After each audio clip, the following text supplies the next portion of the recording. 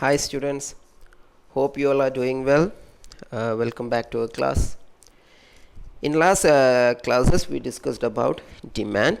What is demand, law of demand, then determinants of demand, market demand, also about demand curve and such topics. ഈ ക്ലാസ്സിൽ ഡിമാൻഡുമായി ബന്ധപ്പെട്ട പ്രധാനപ്പെട്ട മറ്റൊരു ടോപ്പിക്കാണ് നമ്മൾ ഡിസ്കസ് ചെയ്യുന്നത്. That is elasticity of demand. What is elasticity? നമുക്ക് നോക്കാം എന്താണ് ഇലാസ്റ്റിസിറ്റി ഓഫ് ഡിമാൻഡ് എന്ന് നോക്കാം.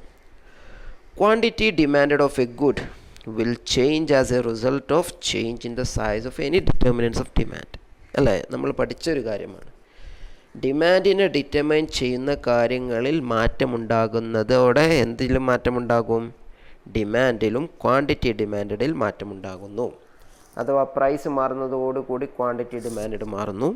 പ്രൈസ് ഓഫ് അതർ കമ്മോഡിറ്റി മാറുന്നതോടൊപ്പം ക്വാണ്ടിറ്റി ഡിമാൻഡ് മാറുന്നുണ്ട്. ഇൻകം, കസ്റ്റമറിൻ്റെ ഇൻകം മാറുന്നതനുസരിച്ച് ക്വാണ്ടിറ്റി ഡിമാൻഡ് മാറുന്നു. ടേസ്റ്റ്, പ്രിഫറൻസ് ഒക്കെ മാറുന്നതിനനുസരിച്ച് എന്താണ്? ക്വാണ്ടിറ്റി ഡിമാൻഡ് മാറുന്നു. The second point, elasticity measures the sensitivity of one variable to another. Okay, elasticity എന്താണ് അളക്കുന്നത്? രണ്ട് വേരിയബിൾക്കിടയിലുള്ള സെൻസിറ്റിവിറ്റി എന്താണ് ഡീറ്റെയിൽ ആയിട്ട്, അല്ലെങ്കിൽ റെസ്പോൺസീവ്നെസ്. ഒന്ന് മാറുന്നത് കൊണ്ട് മറ്റേത് മാറുന്നതിനെയാണ് റെസ്പോൺസീവ് അല്ലെങ്കിൽ സെൻസിറ്റിവിറ്റി എന്നൊക്കെ പറയുന്നത്. അപ്പോൾ ഇലാസ്റ്റിസിറ്റി എന്തിനെ അളക്കുന്നു? ആ മാറ്റത്തിൻ്റെ അളവിനെയാണ് അതെന്ത് മെഷർ ചെയ്യുന്നത്. Okay, let's go to the third point and it will be clear from that. Elasticity of demand refers to the sensitiveness or responsiveness of quantity demanded of a good to a change in its own price, income and price of related goods. അപ്പോൾ എന്താണ് elasticity of demand? അതിനെ ഒരു sensitiveness അല്ലെങ്കിൽ responsiveness എന്നൊക്കെ പറയാം. എന്തിനോടുള്ള responsiveness? Quantity ഡിമാൻഡിൻ്റെ responsiveness. Quantity demand എങ്ങനെ റെസ്പോണ്ട് ചെയ്യുന്നു? ഇപ്പോൾ വില മാറിയാൽ, പ്രൈസിൽ മാറ്റമുണ്ടായാൽ ക്വാണ്ടിറ്റി ഡിമാൻഡ് എങ്ങനെ റെസ്പോണ്ട് ചെയ്യുന്നു? ഇൻകം മാറ്റമുണ്ടായാൽ ക്വാണ്ടിറ്റി ഡിമാൻഡ് എങ്ങനെ റെസ്പോണ്ട് ചെയ്യുന്നു? അല്ലെങ്കിൽ പ്രൈസ് ഓഫ് റിലേറ്റഡ് ഗുഡ്സ്, അതിൽ മാറ്റമുണ്ടായാൽ ക്വാണ്ടിറ്റി ഡിമാൻഡ് എങ്ങനെ മാറുന്നു? ഇപ്പോൾ നമുക്കറിയാം, പ്രൈസ് കൂടുകയാണെങ്കിൽ ക്വാണ്ടിറ്റി ഡിമാൻഡ് കുറയുന്നു. പ്രൈസ് കുറയുകയാണെങ്കിൽ ക്വാണ്ടിറ്റി ഡിമാൻഡ് കൂടുന്നു. എന്നാൽ പ്രൈസ് കുറയുമ്പോൾ ക്വാണ്ടിറ്റി ഡിമാൻഡ് കൂടുന്നത് പല അളവിലായിരിക്കും. ചിലപ്പോൾ 10 രൂപ കുറഞ്ഞാൽ ക്വാണ്ടിറ്റി ഡിമാൻഡ് എന്താണ്? 10 അളവ് 10 യൂണിറ്റ് കൂടും, അല്ലേ? നമ്മൾ 10 എണ്ണം യൂസ് ചെയ്തിരുന്നത് ചിലപ്പോൾ 20 എണ്ണം യൂസ് ചെയ്യും. ചിലപ്പോൾ അതുപോലെ 10 രൂപയാണ് പ്രൈസ് കുറയുന്നതെങ്കിൽ ചിലപ്പോൾ ക്വാണ്ടിറ്റി ഡിമാൻഡ് എന്താണ്? 50 വർദ്ധിക്കും. രണ്ട് സിറ്റുവേഷനിലും പ്രൈസ് കുറയുന്നതോടെ ക്വാണ്ടിറ്റി ഡിമാൻഡ് വർദ്ധിക്കുന്നുണ്ട്. പക്ഷേ വർധനവിൻ്റെ അളവ് രണ്ടിലും വ്യത്യാസമുണ്ട്. അപ്പോൾ ഈ വർധനവിനെയാണ് ഈ റെസ്പോൺസീവ്നെസ്. ഒരു ചേഞ്ച് ഉണ്ടാകുമ്പോൾ അതിനെ റെസ്പോണ്ട് ചെയ്തുകൊണ്ട് മറ്റൊരു ചേഞ്ച് ഉണ്ടാകുന്നുണ്ട്. പ്രൈസിൽ ചേഞ്ച് ഉണ്ടാകുന്നതിനെ അതിൻ്റെ റെസ്പോൺസായിട്ട് അതിനെ റെസ്പോണ്ട് ചെയ്തുകൊണ്ട് ക്വാണ്ടിറ്റി ഡിമാൻഡിൽ ചേഞ്ച് ഉണ്ടാകുന്നു. ഈ മെഷർമെൻറ്റിനെ, ഈ റെസ്പോൺസീവ്നെസ്സിനെയാണ്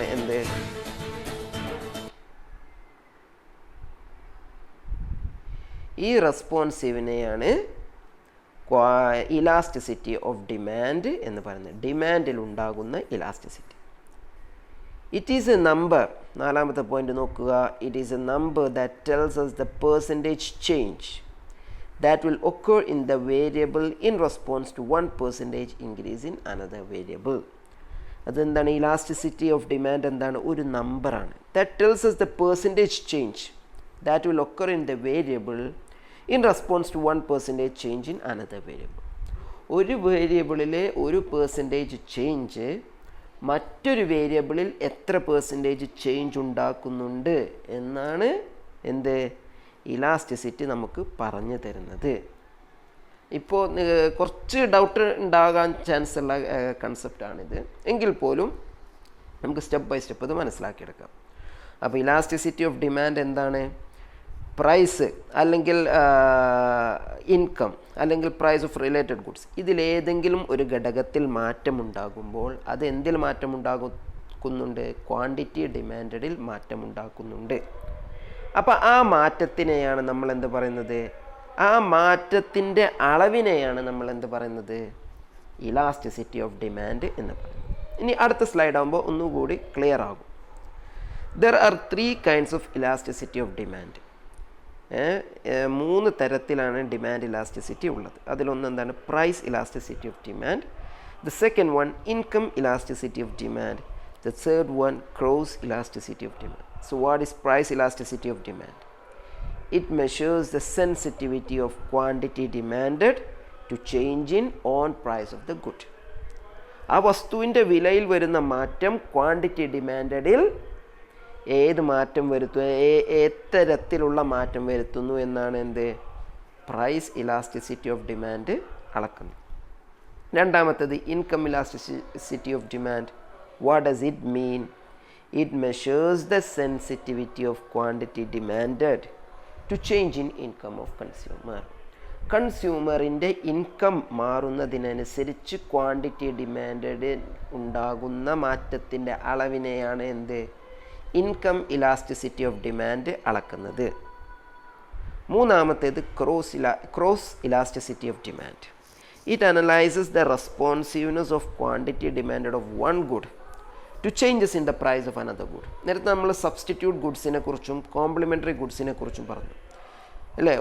ഒരു വസ്തുവിലുണ്ടാകുന്ന മാറ്റം, വിലയിലുണ്ടാകുന്ന മാറ്റം മറ്റൊരു വസ്തുവിൻ്റെ ഡിമാൻഡിനെ സ്വാധീനിക്കുന്നു. അതല്ലേ സബ്സ്റ്റിറ്റ്യൂട്ട് ഗുഡ്സും കോംപ്ലിമെൻ്ററി ഗുഡ്സും. അപ്പം അത്തരത്തിലുള്ള ഇലാസ്റ്റിസിറ്റിയാണ് എന്ത്? ക്രോസ് ഇലാസ്റ്റിസിറ്റി എന്ന് പറയുന്നത്. ഓക്കെ, അപ്പോൾ ഇലാസ്റ്റിസിറ്റി എന്താണെന്ന് ഒരിക്കൽ കൂടി പറയാം. ഒരു വസ്തുവിൻ്റെ വിലയിലോ ഇൻകമിലോ അല്ലെങ്കിൽ ഒക്കെ വരുന്ന മാറ്റം അതിൻ്റെ ക്വാണ്ടിറ്റി ഡിമാൻഡിൽ എത്ര അളവിൽ മാറ്റം വരുത്തുന്നുണ്ട്, അതിനെയാണ് എന്ത്? ഇലാസ്റ്റിസിറ്റി ഓഫ് ഡിമാൻഡ് എന്ന് പറയുന്നത്. ഇപ്പോൾ ഉദാഹരണത്തിന് നമ്മളൊരു കിലോക്ക് 10 രൂപ ഉള്ള ആപ്പിളാണ് നമ്മൾ വാങ്ങുന്നത്. അപ്പോൾ കിലോക്ക് 10 രൂപ ഉണ്ടാകുമ്പോൾ നമ്മൾ എത്ര വാങ്ങുന്നു? 5 കിലോ വാങ്ങുന്നു. ഓക്കെ, എന്നാൽ നേരെ മറിച്ച് വില കുറഞ്ഞു. വില കുറഞ്ഞപ്പോൾ എന്തായി? 10 രൂപയുള്ളത് 5 രൂപയായി ആപ്പിളിന്. അപ്പം നമ്മൾ എന്ത് ചെയ്യുന്നു? Quantity demand increases. നമ്മൾ എത്ര വാങ്ങും?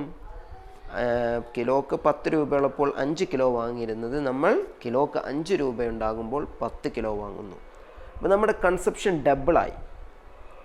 എന്നാൽ നേരെ മറിച്ച് വേറൊരു തരത്തിൽ നോക്കുക. അപ്പോൾ നമ്മൾ കൺസപ്ഷൻ ഇവിടെ ഡബിളായി,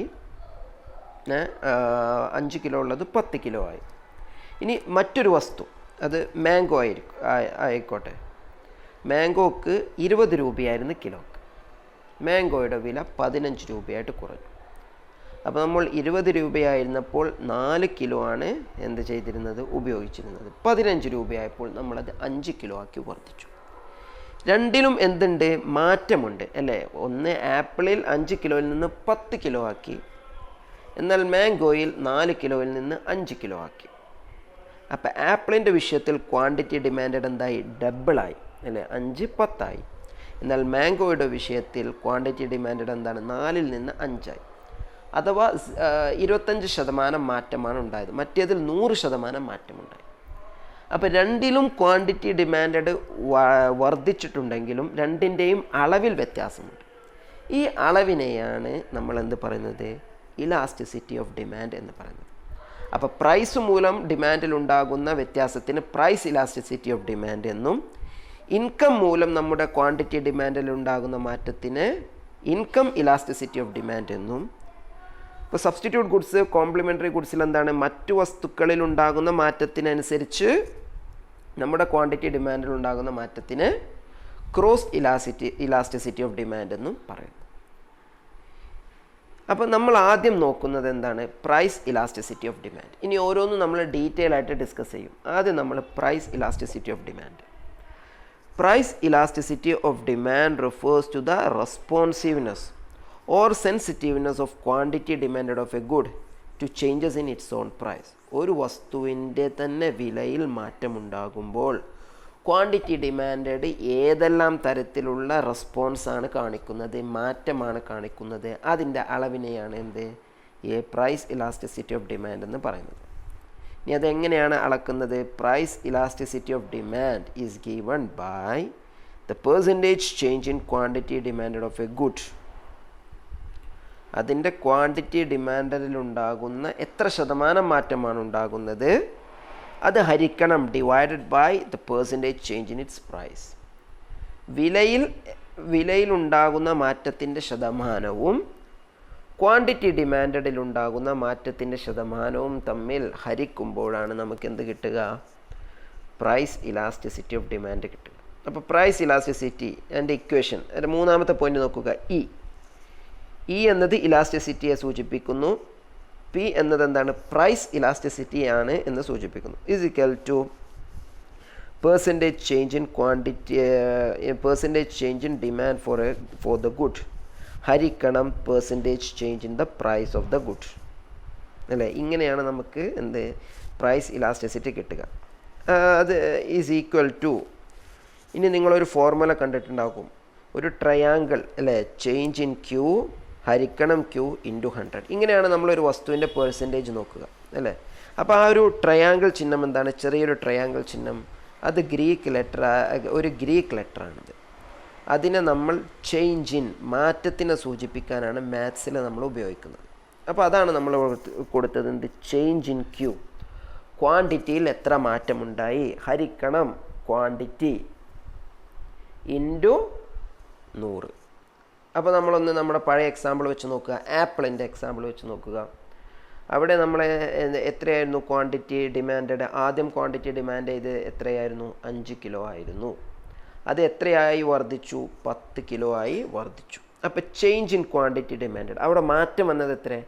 5-ൽ നിന്ന് 10 അഥവാ 5 കിലോ ആണ് മാറ്റമുണ്ടായത്. അപ്പോൾ ചേഞ്ച് ഇൻ ക്യൂ, ആ ട്രയാങ്കിൾ ക്യൂ എന്നുള്ളിടത്ത് ചേഞ്ച് ഇൻ ക്യൂ എന്നുള്ളിടത്ത് നമ്മൾ എന്ത് ചെയ്യുന്നു? 5 എഴുതുന്നു. ഹരിക്കണം ആദ്യം ക്വാണ്ടിറ്റി ഡിമാൻഡ് എത്രയായിരുന്നു? 5 അല്ലേ. ആദ്യം ക്വാണ്ടിറ്റി ഡിമാൻഡ് 5 കിലോ ആയിരുന്നു, പിന്നെ വില കുറഞ്ഞപ്പോൾ നമ്മൾ എത്രയായി? 10 കിലോ ആക്കി. അപ്പോൾ മാറ്റം 5, ആദ്യം ഉപയോഗിച്ചിരുന്നത് 5 ഇൻറ്റു 100. അപ്പോൾ എത്ര ശതമാനമാണ് ക്വാണ്ടിറ്റി ഡിമാൻഡ് മാറിയത്?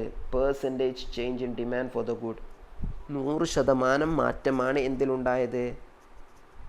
ക്വാണ്ടിറ്റി ഡിമാൻഡിലുണ്ടായത് അല്ലേ. 5 കിലോ ഡിമാൻഡ് ചെയ്തിരുന്നത് 10 കിലോ ആയി, 100% മാറ്റം. ഇനി അതിന് നേരടിയിൽ എന്താണ്? പെർസെൻറ്റേജ് അതായത് പ്രൈസിൻ്റെ മാറ്റം എത്ര ശതമാനമാണ് പ്രൈസ് മാറിയത്? അപ്പോൾ ചേഞ്ച് ഇൻ പി എത്രയായിരുന്നു? 10 കിലോ ഉള്ളത് 5 കിലോ ആവുകയാണ് ചെയ്തത്. അപ്പോൾ മാറ്റം എത്രയാണ്?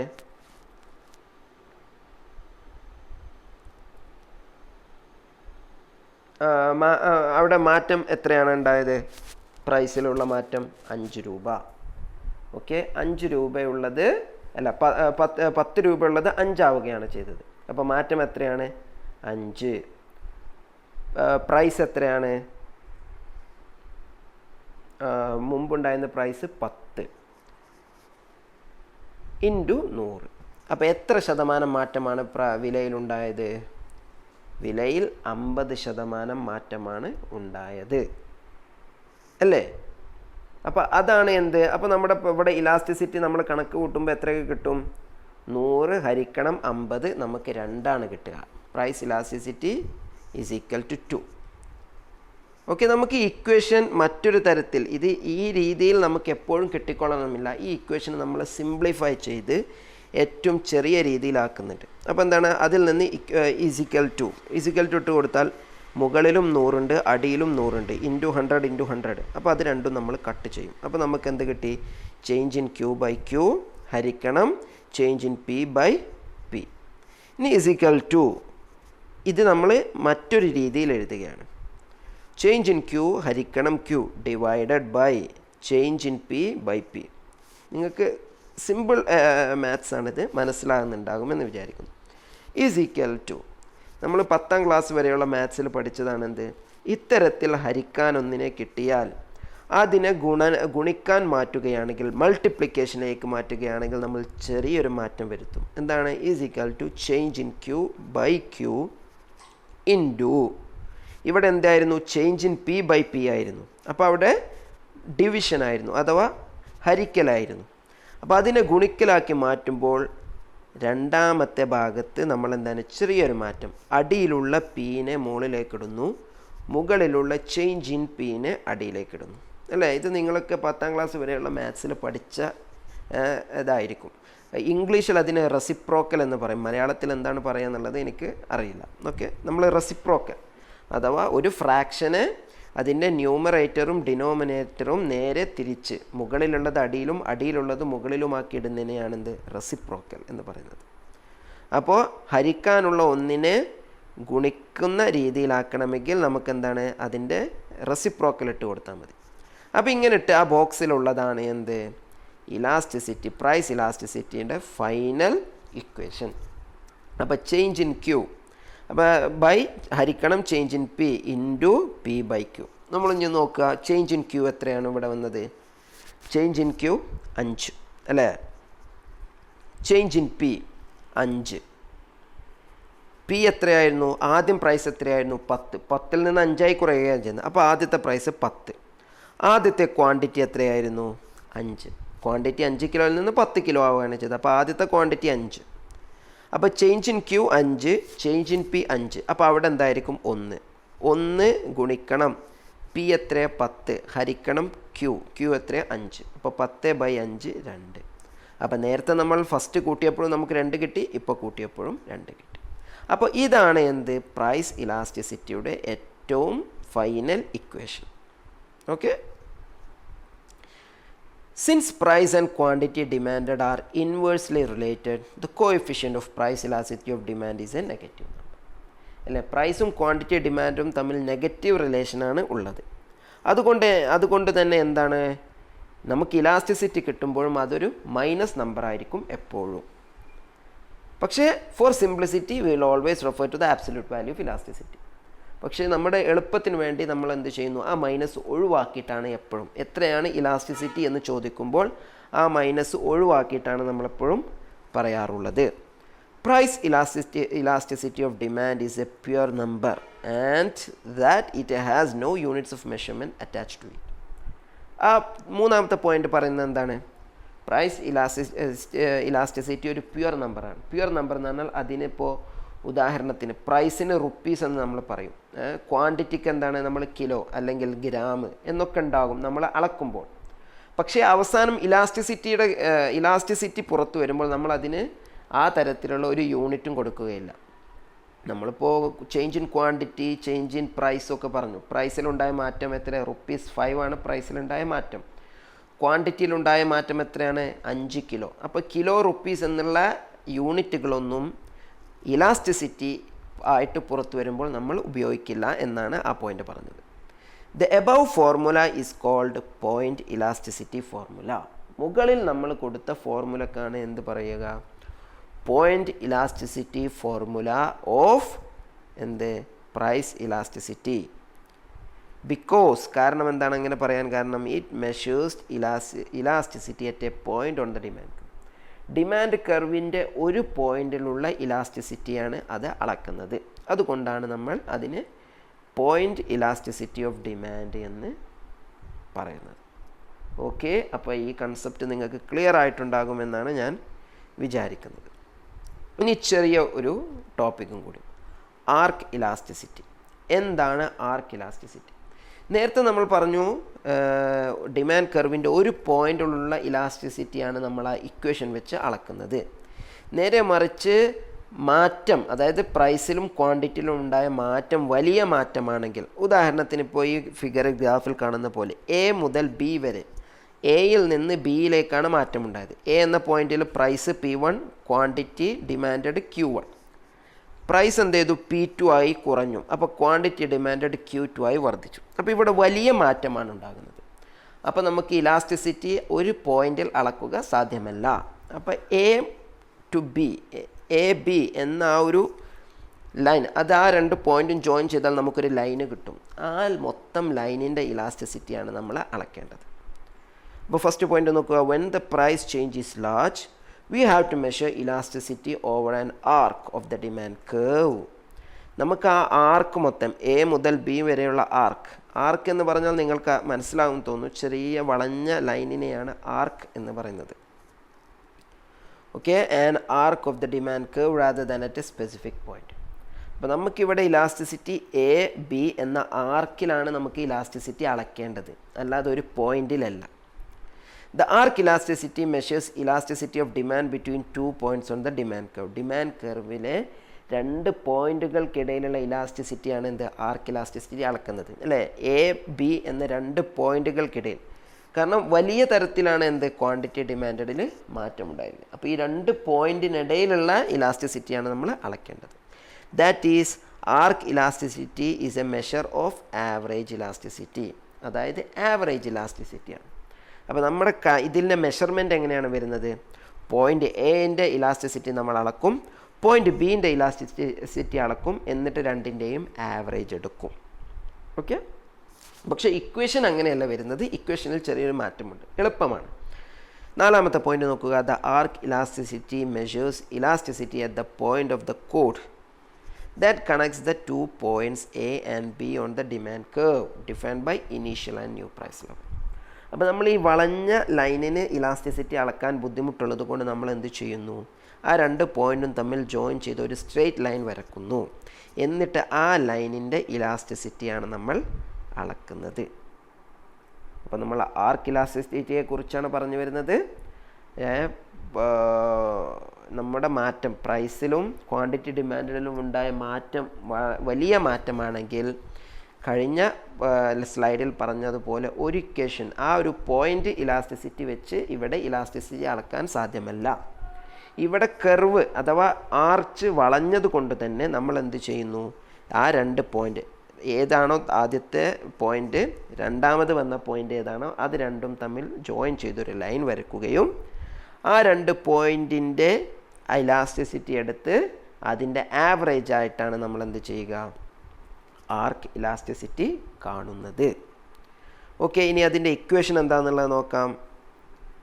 By taking the average of 2 prices and average of 2 quantities, നമ്മൾ എന്ത് ചെയ്യുന്നു? 2 വിലയുടെയും ആവറേജും 2 ക്വാണ്ടിറ്റിയുടെയും ആവറേജ് എടുക്കുന്നു. We can obtain the following formula for the price elasticity. നേരത്തെ കൊടുത്ത അങ്ങനെ അത്തരത്തിൽ ആവറേജ് എടുത്തുകൊണ്ട് നമുക്ക് എന്ത് ചെയ്യാം? ആർക്ക് ഇലാസ്റ്റിസിറ്റി കണ്ടെത്താം. ഓക്കെ, നേരത്തെ ഇക്വേഷനിൽ ചെറിയൊരു മാറ്റമാണ് വരുത്തുന്നത്. നേരത്തെ ഇക്വേഷൻ എന്തായിരുന്നു? Change in Q by change in P into P by Q. Okay, അപ്പോൾ change in Q by change in P അതുപോലെയാണ്. അപ്പോൾ മാറ്റം വരുന്നത് ഇൻറ്റു കഴിഞ്ഞിട്ട്, അപ്പോൾ നമുക്കിവിടെ 2 വിലയുണ്ട്, 2 പോയിൻ്റ് ഉള്ളതുകൊണ്ട് 2 പ്രൈസ് ഉണ്ട്. അപ്പോൾ P1 + P2 അതിൻ്റെ ആവറേജ് എങ്ങനെ ഹരിക്കണം 2, അത് ഡിവൈഡഡ് ബൈ Q1 + Q2 ഹരിക്കണം 2. ഓക്കെ, നിങ്ങൾക്ക് മനസ്സിലായിട്ടുണ്ടാകുമെന്ന് വിചാരിക്കുന്നു. പക്ഷേ മുകളിലും ന്യൂമറേറ്ററിലും ഡിനോമിനേറ്ററിലും 2 ഉള്ളത് കൊണ്ട് എന്ത് ചെയ്യും? ആ 2 നമ്മൾ കട്ട് ചെയ്യുന്നു. നമുക്ക് ഏത് ഇക്വേഷൻ കിട്ടുന്നു? Is equal to change in Q by change in P into P1 + P2 by Q1 + Q2. നിങ്ങൾക്ക് മനസ്സിലായിട്ടുണ്ടാകും എന്നാണ് ഞാൻ വിശ്വസിക്കുന്നത്.